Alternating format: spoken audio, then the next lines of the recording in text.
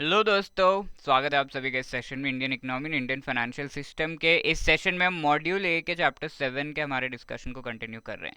Economic reforms का हमारा जो ये चैप्टर है, इसमें हम रिफॉर्म्स जो रियल सेक्टर में हैं और रिफॉर्म्स का बैकग्राउंड क्या है वो हम डिस्कस कर चुके हैं। अब फाइनेंशियल सेक्टर के रिफॉर्म्स को हम डिस्कस करेंगे। आगे बढ़ने से पहले let me tell you this session is part of our free online classes. Okay, तो फ्री ऑनलाइन क्लासेस आपको हर वीक डेज पे 7 PM पे प्रोवाइड की जा रही है, और इन क्लासेस में हम 3 सब्जेक्ट्स आपके डेफिनेटली आपके अच्छे से क्लियर हो इस चीज़ से रिलेटेड ये क्लासेस लेकर हम आए हैं। जहाँ पर पीपीबी के जो क्लासेस है वो मेघा मैम के द्वारा लिए जा रहे हैं, निशांत सर एएफएम के क्लासेस, और मैं आईआईएफएस के क्लासेस ले रहा हूँ। राइट, तो Monday as well as Thursday Megha ma'am के क्लासेस चल रहे हैं, निशांत सर के ट्यूसडे एंड फ्राइडे, एंड मेरे Wednesday and Saturday of IEIFS. इसमें आपको पूरा का पूरा टाइम टेबल भी दे दिया जा रहा है कि कौन सा चैप्टर का कौन सा टॉपिक डिस्कस किया जाएगा। इन टॉपिक्स के साथ 2 to 3 एमसीक्यूज भी हम डिस्कस करते हैं। So that will be a very fruitful session for you, please do attend them. तो इस सेशन में हम एक बार जो बहुत ही अच्छे तरीके से real sector and financial sector के डिफरेंस को समझ लेते हैं। ऑल्दो हम कुछ रिफॉर्म्स डिस्कस कर चुके हैं ऑलरेडी, बट हम इस डिफरेंस को समझ लेते हैं। बैकग्राउंड भी हम देख चुके हैं, डिफरेंस को समझेंगे, एंड देन फाइनेंशियल सेक्टर के रिफॉर्म्स को हम देखेंगे। तो रियल सेक्टर क्या होता है, फाइनेंशियल सेक्टर क्या होता है, इसको हमें समझना होगा। इसकी हम एक एनालॉजी ले लेते हैं। लेट्स से एक गाड़ी है, एक कार है। राइट, तो इसमें हम ये कह सकते हैं कि हम जब देखते हैं तो हमें ये दिखता है कि ये कार तो बहुत ही अच्छे तरीके से चल रही है। ओके, और ये कार इस तरीके से चल रही है, तो यहाँ पे हमें ये दिखता है कि कार तो मस्त अच्छे से चल रही है। और यहाँ हम ये चीज़ नहीं देख पाते हैं कि ये कार एक्चुअली चल कैसे रही है।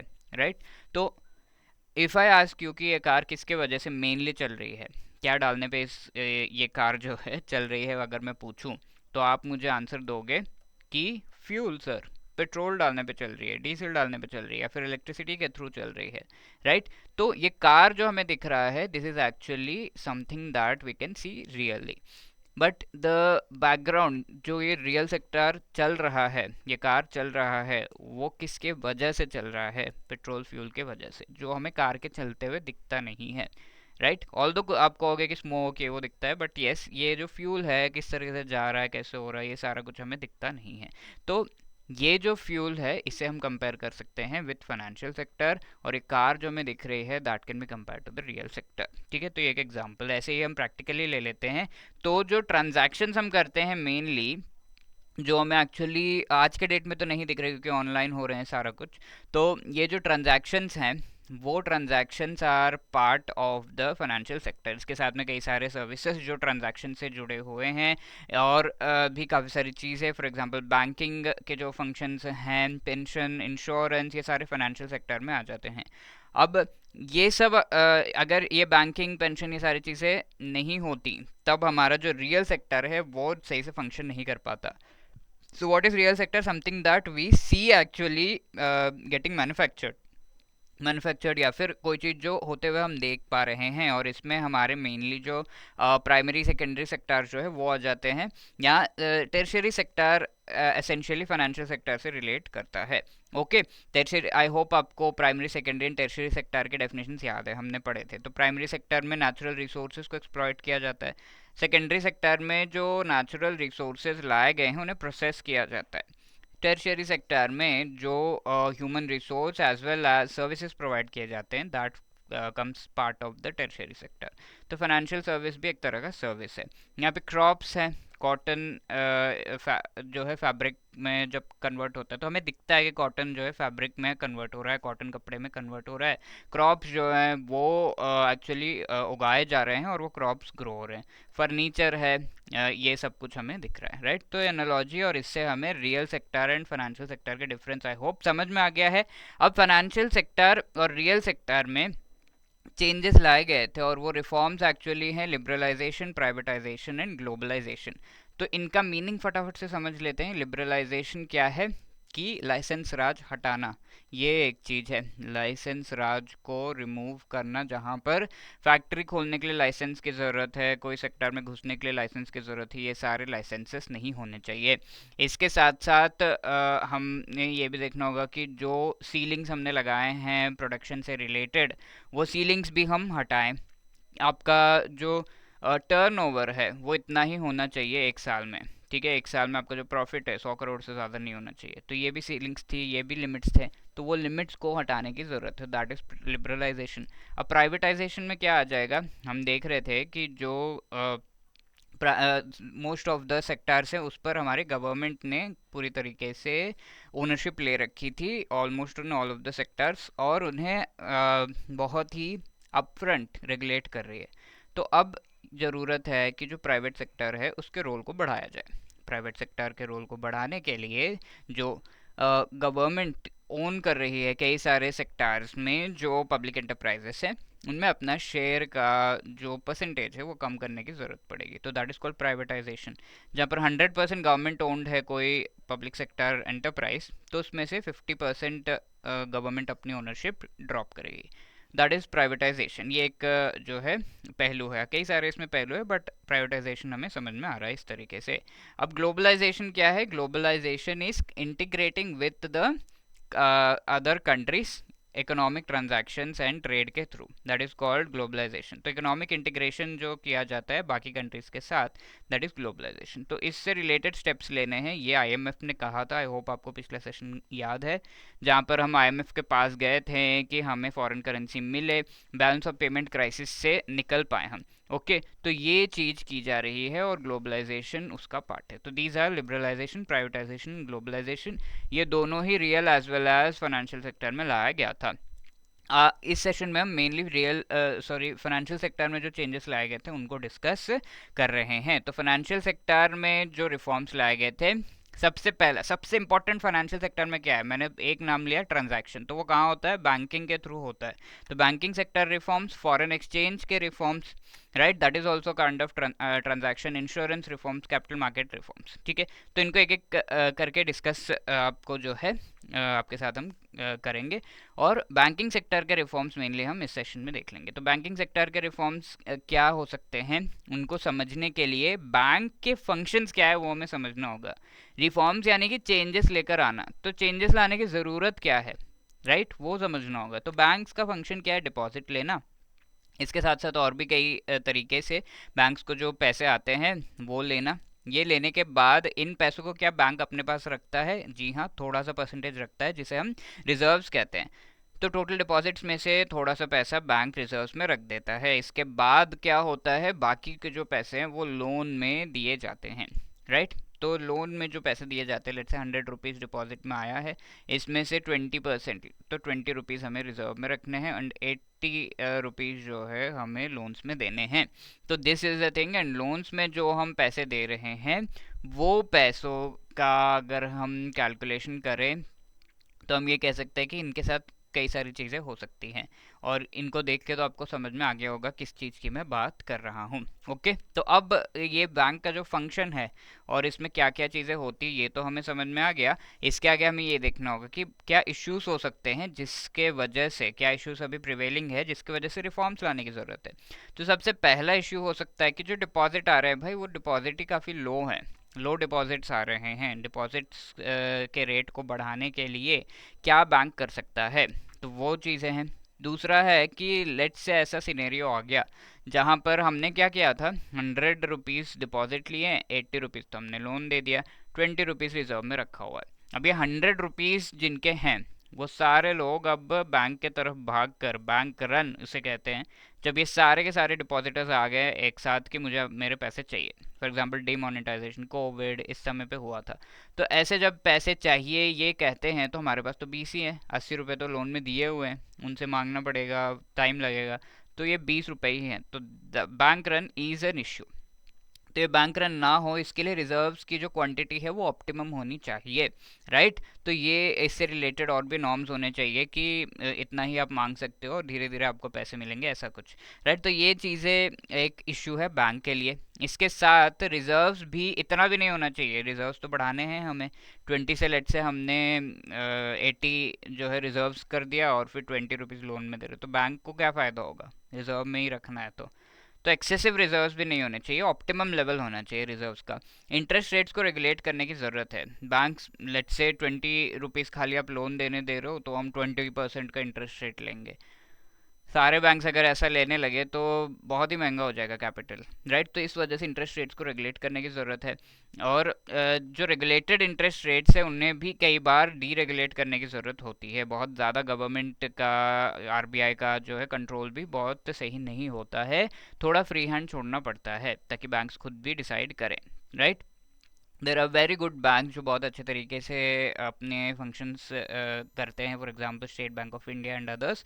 तो इनको थोड़ा फ्री हैंड भी देना पड़ता है। तो optimum level of regulation interest rates में होनी चाहिए, वो करना है। इसके साथ साथ ऐसे लोग डिफ़ॉल्ट भी कर सकते हैं, राइट। लोन लिया और फिर वापस नहीं दिया, भाग गए देश जोड़ के, ऐसा हो सकता है। तो इससे रिलेटेड जो डिस्प्यूट्स है उन्हें रिजॉल्व करने की भी ज़रूरत है, राइट। तो दीज आर द इश्यूज। ये चीज़ें ना हो, ये सब कुछ ना हो, उसके लिए सुपरविजन की ज़रूरत है।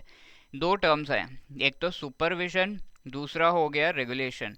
तो इन दोनों को हमें समझना होगा। तो सुपरविजन में होता क्या है, सुपरविजन में हम ये देखते हैं कि जो कंडीशंस हैं वो सही हो, ताकि ऐसा इश्यू ना हो आगे।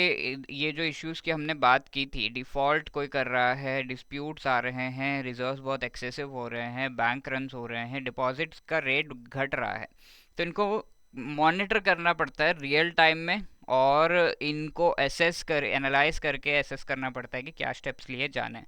That is called supervision. अब लेट्स से सुपरविजन से कोई इश्यू को हम हैंडल नहीं कर पाए, तब आता है रेगुलेशन। रेगुलेशन के जो नॉर्म्स है, टर्म्स है, वो आते हैं। और ये रेगुलेशन जो है दैट इज़ द थिंग जो फाइनल स्टेप लिया जाता है, राइट। तो दीज थिंग्स आर रिक्वायर्ड। तो सुपरविजन की भी ज़रूरत है। सुपरविजन से रिलेटेड काफ़ी रिफॉर्म्स लाए गए हैं। तो ग्रोथ इन डिपॉजिट्स कैसे होगा वो देखना है। कैपिटल एडिक्वेसी, जो रिजर्व्स है वो एडिक्वेट हों और बैंक रन्स के समय काम आए। रिजर्व्स को रिड्यूस करने की भी ज़रूरत है, बहुत ज़्यादा भी ना हो। लेंडिंग रेट्स को डी रेगुलेट करने की ज़रूरत है। लेंडिंग रेट्स काफ़ी ज़्यादा रेगुलेटेड है, राइट। गवर्नमेंट आरबीआई कहता है कि इतना इतना आपका जो है लोन का जो इंटरेस्ट रेट है वो होना चाहिए, इससे ज़्यादा नहीं। तो वो रेगुलेटेड है, तो डी रेगुलेट करने की ज़रूरत है। आगे इससे पहले और भी ज़्यादा रेगुलेटेड था, ठीक है, और बैंक्स को प्रॉफिट उसकी वजह से काटना पड़ता था अपना, तो बैंक्स ग्रो कैसे करेंगे, तो डीरेगुलेट करने की ज़रूरत है। क्रेडिट डिलीवरी का सपोर्ट देना ज़रूरी है। क्रेडिट अच्छे से डिलीवर हो, जो लोन्स दिए जा रहे हो अच्छे से डिलीवर हो। साथ में स्ट्रॉन्ग सुपरवाइजरी सिस्टम बहुत ज़्यादा ज़रूरी है। सुपरवाइजरी सिस्टम से ही मॉनिटर किया जाएगा और फिर हम जो इश्यूज है उनसे पार हो पाएंगे। तो बैंकिंग रिफॉर्म्स की अगर हम बात करें तो मेनली दो कमिटीज़ की बात की जाती है, जिसके चेयरमैन सेम पर्सन थे। नरसिम्हन कमेटी 1992 में बैठाई गई थी। ये मेनली फाइनेंशियल सेक्टर के रिफॉर्म्स से रिलेटेड है और इसमें बैंकिंग से रिलेटेड रिफॉर्म भी लाए गए थे। सेम जो हम डिस्कस कर रहे थे, यही ऑलमोस्ट यही बातें की गई थी इन द 1992 का जो नरसिम्हन कमेटी 1 का जो रिपोर्ट था। सबसे पहली बात, डिपॉजिट्स की growth, capital adequacy, reduction of reserves, deregulation of lending rates, ये सारी चीज़ें, राइट। तो अभी हम डिस्कस कर चुके हैं ये सब। Credit delivery support, strong supervisory system, new private banks को एंट्री मिली। न्यू प्राइवेट बैंक्स क्या है, प्राइवेट बैंक्स जो थे पहले उन्हें काफ़ी सारे बैंक्स को मर्ज कर दिया गया and state Bank of India वगैरह इनको जो है इस्टेब्लिश किया गया। अब इन बैंक्स को मर्ज करने के बाद हम आगे भी देखते हैं कि कई सारे और भी प्राइवेट बैंक्स को आने जल्दी नहीं दिया जाता है, राइट। 2004-6 में जाकर धीरे धीरे न्यू प्राइवेट बैंक्स आते हैं। तो एक गैप आ जाता है। 1990s में जो प्राइवेट बैंक्स थे उन्हें एक तरीके से नेशनलाइज किया गया 1969 एंड 1980, एंड कई सारों को मर्ज भी किया गया, ठीक है। तो इसमें हम ये देखते हैं कि पहले प्राइवेट बैंक्स थे, उनको नेशनलाइज किया गया एंड उस नेशनलाइज करने के बाद एक गैप पीरियड आता है। तो पहले जो प्राइवेट बैंक्स जो नेशनलाइज नहीं किए गए they are called old private banks. National ये जो गैप आता है जहाँ पर नए प्राइवेट बैंक्स आए नहीं थे, इसके बाद 2004-6 में जो आए थे उन्हें न्यू प्राइवेट बैंक्स कहा जाता है। तो न्यू प्राइवेट बैंक्स को लाया गया, मर्जर एमलगमेशन, ये सारी चीज़ें कही गई कि बैंक्स के भले के लिए ये करना होगा। चक्रवर्ती कमेटी मॉनेटरी पॉलिसी की 1985 में लाई गई, राइट। आगे सेकेंड जो इसी तरीके का एक कमिटी बैठाई गई थी 1998, ये स्पेसिफिकली बैंकिंग सेक्टर से रिलेटेड जो रिफॉर्म्स है वो लेकर आती है। बैंकिंग सेक्टर से रिलेटेड रिफॉर्म्स क्या हो सकते हैं कि बैंकिंग जो फंक्शंस हैं वो प्रूडेंशियल तरीके से चले, यानी कि बैंक को प्रॉफिट हो, जो कस्टमर्स हैं डिपॉजिट जो लेकर आ रहे हैं, साथ के साथ इन्वेस्टमेंट्स सारी चीज़ें कर रहे हैं, बैंक के साथ डील कर रहे हैं, बैंक के सर्विसेज अवेल कर रहे हैं, उनको भी प्रॉफिट हो, साथ में गवर्नमेंट एंड प्राइवेट सेक्टर को भी हो, राइट। इसके साथ साथ जो फॉरेन इन्वेस्टमेंट्स है उनसे रिलेटेड भी। तो ये सारी चीज़ें जो हमारे सारे एजेंट्स, इकोनॉमिक एजेंट्स, उनको प्रॉफिट हो एंड बैंक का भी लॉस ना हो, और हमारी इकोनॉमिक इंटरेस्ट जो इंडिया की है वो भी फुलफिल हो, तो वो सब कुछ अगर हो रहा है तो that is called prudential, right. And यहाँ सुपरवाइज करने की भी ज़रूरत है। तो ये एक लेयर हो गया कि इन चीज़ों को बेसिकली सबसे बेसिक इससे रिलेटेड कहा गया था इन बैंकिंग रिफॉर्म्स में। अब नेक्स्ट जो स्टेज है वहाँ पर बैंकिंग से रिलेटेड जो मार्केट है उसे एक्सपैंड करना, इंस्टीट्यूशनल, लीगल एंड टेक्निकल जो चेंजेस लाने हैं, रिफॉर्म्स लाने हैं, इससे रिलेटेड बातचीत की गई थी। तो ये जो बैंकिंग रिफॉर्म्स है इनको हम आगे के सेशन में और क्लियरली डिस्कस करेंगे। जो सेकेंड फेज ऑफ रिफॉर्म्स है नरसिम्हन कमेटी के, नरसिम्हन कमेटी 2 1998 का जो हम कह रहे हैं, इस सेशन में हमने एक आइडिया ले लिया कि किस चीज़ों से रिलेटेड ये रिफॉर्म्स है। Okay, let's answer this question. ये सब हम पढ़ चुके हैं अब तो। Which among the following is the changes brought about as part of the liberalisation introduced during the reforms to Indian economy in 1991? 1991 में जो रिफॉर्म्स लाए गए थे लिबरलाइजेशन से रिलेटेड, यानी कि लिबरलाइजेशन जब हम कह रहे हैं तो कौन से चेंजेस की हम बात कर रहे हैं 1991 में जो लाए गए थे? Relaxing regulations imposed on trade agreements, opening of economic frontiers for international investors and multinationals, enhanced production capacity, abolition of government licensing। तो लाइसेंस अबॉलिश करना ये लिबरलाइजेशन है, प्रोडक्शन कैपेसिटी को एनहांस करना ये भी है। इसके साथ साथ इकोनॉमिक फ्रंटायर्स को ओपन करना ये भी लिबरलाइजेशन है। फॉरेन सेक्टर के लिए भी हमने चीज़ों को और ओपन किया, ट्रेड एग्रीमेंट्स को जो है रिलैक्स करना, उस पर जो इम्पोजिशंस लगे हैं, फॉर एग्जांपल इंपोर्ट ड्यूटी लगा हुआ था बहुत हाई, उसको भी रिलैक्स करना, that is also part of liberalisation. इस वजह से चारों ही चीज़ें सही है, D will be the right answer. Now try to answer this question in the comment section. दोस्तों ये सेशन आपको अच्छा लगा एंड समझ में आया तो you can answer it. Most important goals क्या थे इकोनॉमिक रिफॉर्म्स के 1991 के?